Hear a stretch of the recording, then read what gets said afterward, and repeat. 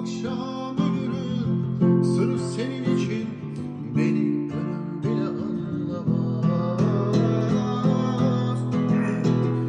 Gözlerinde büyürüm büyürüm, kabusuma ölürüm.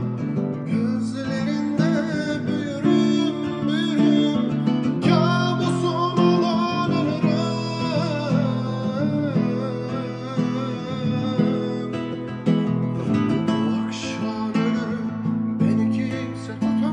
Sen beni tutamazsın, yıldızlar tutamaz.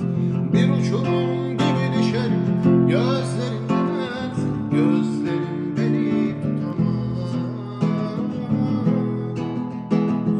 Bir şiir yazarım, bir türkü söylerim, bir sen olurum, bir ben ölürüm.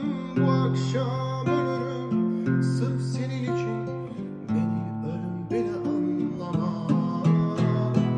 Bir şiir yazarım, bir türkü söylerim, bir sen olurum, bir ben ölürüm. Bu akşam ölürüm sırf senin için, beni ölüm bile anlamaz.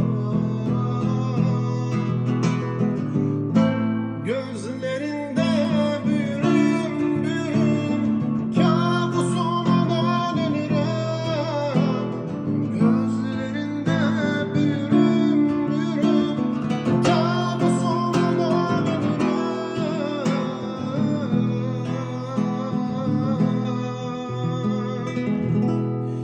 Bu akşam ölürüm, beni kimse tutamaz.